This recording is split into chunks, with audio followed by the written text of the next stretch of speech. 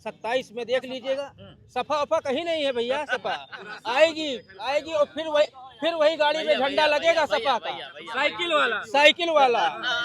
सरकार बनी 2014 से आज तक सपा आ ही रही है, लेकिन अभी तक स्टेशन तक पहुंची नहीं है, स्टेशन तक स्टैंड नहीं हुई है। स्टेशन तक माननीय प्रदेश अध्यक्ष जी ने समुदाय के लोग अगर बैठक कर सकते हैं अगर जो, तो क्या ब्राह्मण समाज अपने समाज के लोगों के साथ कहीं बैठक नहीं कर सकता है? ये तो बड़ी बात है भाई। सब करे तो रासलीला और ब्राह्मण कर दे तो उसका करेक्टर ढीला हो गया। सुनिए जो है कि दुश्मन मिले सुबेरे सेकुलर गद्दार ना मिले और नेता मिले योगी जी जैसा मोदी लाचार ना मिले। बांग्लादेश में हिंदू खत्म हो रहा है, एक भी मिसाइल वार ना करे। शेख हसीना इनकी चाची है क्या? शेख हसीना इनकी चाची, पूछो उनसे। एक मल्ला वहाँ से प्रताड़ित महिला हमला किया है, उसको हमारी भारत सरकार ने वो दिया। हम लोग उसके बच्चे नहीं है। नमस्कार, आप देख रहे हैं नेशनल अयोध्या में। स्वागत करता हूं चैनल पर। बात करेंगे उत्तर प्रदेश की राजनीति को लेकर 2027 को, क्योंकि माहौल बदल रहा है भैया। और माहौल ऐसा बदल रहा है कि जनता सड़कों पर उतर के बात कहने लगी, हमारे वाले नेताजी जीतेंगे अब की, हमारे वाले नेताजी जीतेंगे अब की। वो तो लेकिन चुनाव में जनता तय करेगी ना कि किसके नेताजी चुनेंगे। अब मायावती जी ने अभी जन्मदिन था उनका 15 तारीख को जन्मदिन था। उधर मायावती जी का, उधर समाजवादी पार्टी की मुखिया की श्रीमती जी का भी बर्थडे था। दोनों तरफ से वार प्रतिवार चला। पंडित जी लोग आओ हमारे साथ में, तुरंत आओ, हम आपको सत्ता देने वाले हैं, आपको सम्मान देने वाले हैं। लटक गई बेचारी बीजेपी है जो कट्टरवाद वाली बात करती है। अब बात ये करेंगे कि क्या मायावती जी किंग मेकर बनने आ रही हैं या वापसी करने के लिए आ रही हैं, या भारतीय जनता पार्टी कहीं ना कहीं, जो कहते हैं ना अखिलेश यादव जी कि बीजेपी से सीखेंगे इस बार, तो वो सीखते ही रह जाएंगे 2027 तक। लौटेंगे भी या नहीं ये तो जनता बताएगी। ये बैठक नहीं हुई थी। बाटी चोखा खा रहे थे। सुन ला तो का बता दे। बतावा भैया। पीएन पाठक जी के यहाँ क्या नाम है, उनकी पत्नी का जन्मदिन था। तो ये बताओ, हम लोग क्या नाम है अपना बर्थडे नहीं मना सकते हैं। रामवीर भाई की क्या नाम है नातिन का जन्मदिन था। तो क्या मैं प्रदेश अध्यक्ष जी को कहें अनुशासनहीनता के लिए समझाना पड़ा विधायकों को? माननीय प्रदेश अध्यक्ष जी ने समुदाय के लोग अगर बैठक कर सकते हैं अगर जो, तो क्या ब्राह्मण समाज अपने समाज के लोगों के साथ कहीं बैठक नहीं कर सकता है? ये तो बड़ी बात है भाई। सब करे तो रासलीला और ब्राह्मण कर दे तो उसका करेक्टर ढीला हो गया। सुनिए आपने आदरणीय प्रदेश अध्यक्ष जी की बात करी। आदरणीय प्रदेश अध्यक्ष जी ने ये बात कही है कि पार्टी की गाइडलाइन में पार्टी से अनुशासनहीनता मत करिए। उन्होंने ये नहीं कहा है कि आप किसी के यहाँ जन्मदिन या रात्रि भोज पर मत जाइए। ये क्यों कहा कि आगे से नहीं होना चाहिए? जब बर्थडे में गए थे, जब बर्थडे मना रहे थे, तब दिक्कत हो रही थी। इधर सुनिए सवर्ण समाज सदैव भारतीय जनता पार्टी का था, है और रहेगा। मान लिया कि हम बीजेपी के, हम सही देखो बीजेपी का तो विकास बोल रहा है, बीजेपी का विकास बोल रहा है। हम जैसे किसान हैं, सपा सरकार में अगर हम खाना खा रहे हैं और बल्ब जल गया तो हमें तुरंत खाना एक साइड करना और भागना खेत पे, क्योंकि कहीं निकल ना जाए। और अब अरे मायावती जी की स्थिति के बारे में बताइए, वो कहाँ टिक रही है? उन्होंने आह्वान कर दिया है, अब मुसलमान भी उनके साथ जा रहा है, दलित तो है ही उनके साथ, पंडितों जी लोगों को कह रहे हैं हमारे साथ आओ। तब तो अगर कुल मिला ले तो 40-42% तो हो ही गया। तो 5वीं बार मुख्यमंत्री, नीली क्रांति आने वाली। उनका तो साहब असंभव समझो, असंभव। कोई बसपा वाले कहाँ गए भाई? नहीं रहे, असंभव है, नहीं आएंगे, क्योंकि उनके कुछ काम सही थे। लेकिन उन्होंने कुछ कार्य ऐसे किए हैं, जैसे मैंने अभी बताया कि उन्होंने जो है एक तो अपने भाई को, भतीजे को लखपति से अरब खरबपति बना दिया। जैसे क्या हमारे यहाँ 5 मिल है, शुगर मिल है, वो जो है कोड़ी मिल पे मत जाइए, क्या बात करते हो, किसको बताया? ये बसपा का कर रहे संभव है, मायावती जी नहीं आएंगे। देखिए ये भाजपा के कार्यकर्ता हैं, तो ये तो जहाँ से लेके आए वहीं की वो बात करेंगे। बात रही बसपा की, सुनिए, बात रही बसपा की, तो बसपा कोई गमले का पौधा तो है नहीं कि इनके जैसे 4 लोगों कहने से खत्म। बसपा वो विशालकाय वट वृक्ष है बरगद का, जो हजारों साल तक रहेगा। तुम्हारी नस्लें खत्म हो जाएंगी, बसपा नहीं खत्म होगी। कहाँ रही भाई? सुनो, से गायब हो गए। सरकार में रहने पार्टी को होना होता है, सरकार में सत्ता रहना के लिए ही पार्टियां बनती हैं। सरकार सत्ता के लिए अरे भाजपा कहाँ थी? भाजपा कब गठन हुआ? भाजपा कब गठन लेकिन हुआ? 2002 में भी प्रधानमंत्री थे, 4 तक थे, 98 में भी प्रधानमंत्री अरे थे, जनसंघ 89 में हम भी बना। 95 से सरकार में हैं। हाँ। हम भी 95 सरकार में हैं। हम पहली बार नहीं बनने जा रहे मुख्यमंत्री, 4 बार बन चुके हैं। ठीक है। और बात रही 2027 की, तो जिस तरह सर्व समाज के साथ साथ जो अपर कास्ट का जो ब्राह्मण समाज है, किंग मेकर बनेंगे कि मुख्यमंत्री बनेंगे? नहीं बिल्कुल मुख्यमंत्री बनेंगे। 5वीं बार उत्तर प्रदेश की मुख्यमंत्री बहन जी बनने जा रही किसी हैं। से गठबंधन जरूरत पड़ गई तो किसको आप? नहीं किसी से गठबंधन नहीं। बसपा जो है जनता से गठबंधन करके चुनाव लड़ रही है। वो 2007 को 27 में दोहराएगी। 2007 वाला 27 में क्या लग रहा है? उत्तर प्रदेश की राजनीति को देखते हुए ये पार्टियां अपने अपने में लगी हुई हैं। अखिलेश यादव जी कह रहे हैं आप बीजेपी से सीखे, हम तो 27 तक सीखेंगे बीजेपी से कि सत्ता में वापसी करेंगे। मायावती जी भी कह रही थी हम। सुनिए 27 में सपा पूर्ण बहुमत से आ रही है। उस और कोई नहीं आएगा, सिर्फ सपा। 27 में देख लीजिएगा, सपा वफा कहीं नहीं है भैया। सपा आएगी और फिर वही गाड़ी में झंडा लगेगा सपा का, साइकिल वाला।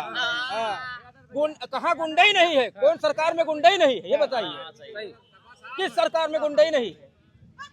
तो ये मतलब इनके कहने का मतलब ये है कि मायावती जी भी सबसे ज्यादा हमला कर रही है तो सपा पे कर रही है, बीजेपी तो कर ही रही है, ओवैसी साहब भी कर रहे हैं हमला। सबसे मजबूत पार्टी अगर है तो सिर्फ और सिर्फ सपा है। सपा जो भी लड़ेगा सपा से लड़ेगा। वापसी तय देख रहे हैं। वापसी तय वैसे है। ये जान लीजिए, वैसे ये जान लीजिए, एक चीज जान लीजिए, भैया जो कह रहे हैं कहीं ना कहीं सच्चाई है।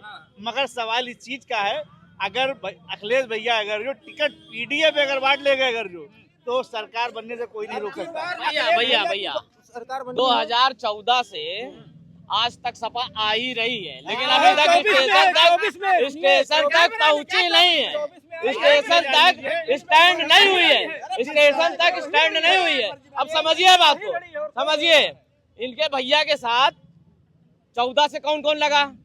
मानिए मर आप भी गए तो लगे थे ना इनके साथ? नहीं, हम कभी नहीं लगे। क्यों? कभी नहीं लगे, हम कभी नहीं। सुनिए, पहले मेरी बात सुन लीजिए, पहले मेरी बात सुन लीजिए, पहले मेरी बात सुन लीजिए। अरे पहले मेरी बात क्या बोलने तो दो यार। देखिए, मुलायम सिंह यादव, अखिलेश यादव, शिवपाल यादव, ओम प्रकाश राजभर और वो स्वामी प्रसाद मौर्य, ठीक है, ममता दीदी, 99% मुसलमान जब उत्तर प्रदेश से भाजपा का सफाया नहीं कर पाया, उत्तर प्रदेश में समाजवादी की सरकार नहीं बन पाई, तो अब तो ये बिल्कुल खत्म हो चुके हैं। अब इनको जो है, हाँ हम तो मुसलमान हैं, तो मैं यही बता रहा हूँ। बीएसपी और बता दूं, इन लोगों ने जो गठबंधन आज तक किया था, इनको इस बात का एहसास हो गया कि अगर बहन जी बीएसपी इस गठबंधन में शामिल होती, हम सरकार को उखाड़ फेंकते। तो इसका मतलब तय है कि बहुजन समाज पार्टी ही सबसे ज्यादा ताकतवर है, और जब तक जो वोट समाजवादी को गया, वही वोट बहुजन समाज पार्टी के साथ प्लस होके 2027 में सरकार बना रहा है। ताकतवर थी तो 2014 से लेकर अब तक, अब तो राज्यसभा में भी बैठने लायक नहीं आप लोग बचे। 84 में 2 सांसद थे, 84 में 2 सांसद थे उनके, भाजपा के 2 सांसद थे। यही लोग कांग्रेसी हंस रहे थे। अटल जी ने कहा था, अरे एक समय आएगा तुम्हारा भी नाम लेने वाला नहीं होगा।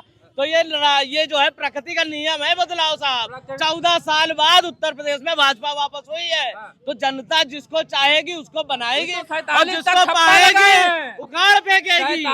समझ लीजिए 2027 में बहुजन समाज पार्टी की सरकार पूर्ण बहुमत के साथ बन रही है, और जनता के साथ गठबंधन करके बन रही है। हमें किसी के साथ गठबंधन की जरूरत नहीं है। सवाल तो बनता है, इनको जरूरत नहीं है बसपा को किसी की। बसपा का गठबंधन अभी 15 जनवरी को बहन जी ने प्रेस कॉन्फ्रेंस करी, उसमें सर समाज की बात करी, और साथ साथ ये भी कहा, जब प्रेस के लोगों ने पूछा कि आप किससे गठबंधन करेगी, तो बहन जी ने कहा कि जिस तरह मैंने 2007 में जनता से गठबंधन करके फुल बहुमत की सरकार, एब्सोल्यूट मेजॉरिटी की पहली बार उत्तर प्रदेश में इतिहास में पहली बार बहुमत की सरकार बसपा ने बनाई है, ना कि भाजपा या अन्य किसी लाल टोपी वाले की सरकार नहीं बनी थी। उत्तर प्रदेश में पहली बसपा की सरकार बहुमत की बनी है, और ये वही दौर आ गया है।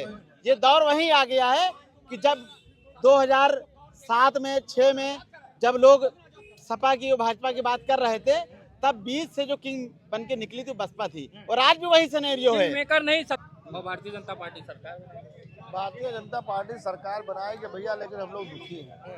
हम लोगों ने वोट दिया है कार्यकर्ताओं को, चले बड़े बड़े ठेकेदार इस समय जो है भारतीय जनता पार्टी के सब नेता बने हुए हैं और छोटे छोटे ठेकेदार सब पिसते जा रहे हैं।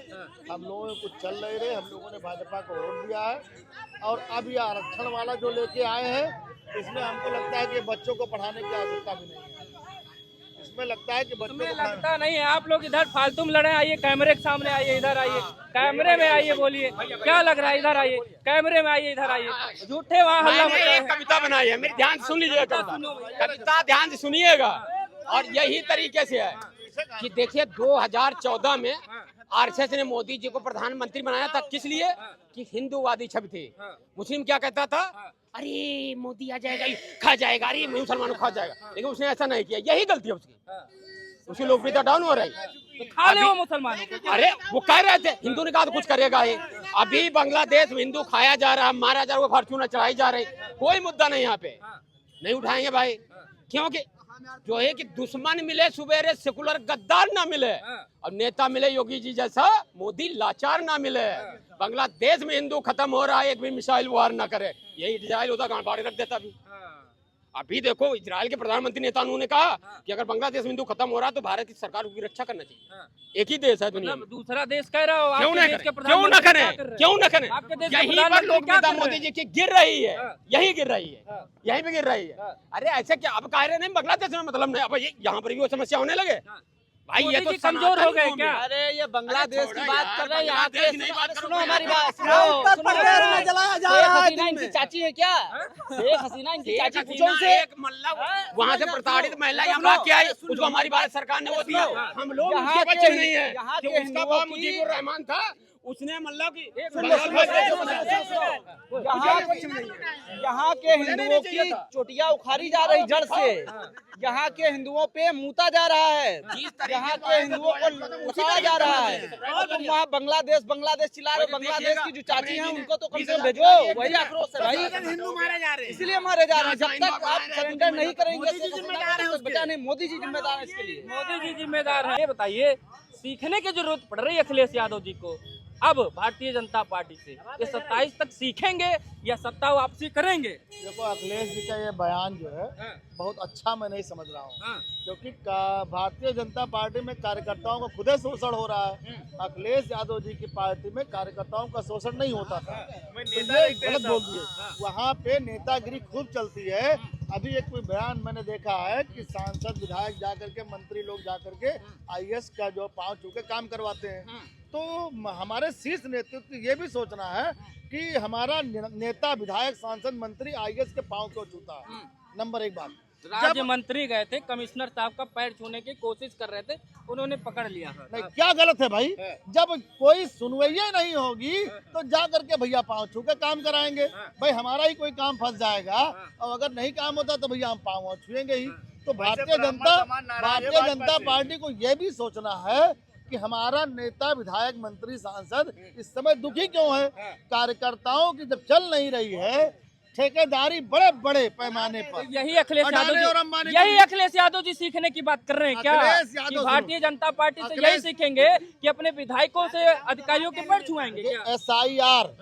SIR में समाजवादी पार्टी का एक एक नेता लग करके जितना बढ़िया SIR का काम कराया है, एक एक वोट नहीं छोड़ा है, खाली हिंदुओं का छूट गया है उसमें। मुसलमान एक एक वोट जा करके अपना बढ़वाया है, एक भी मुसलमान का वोट नहीं।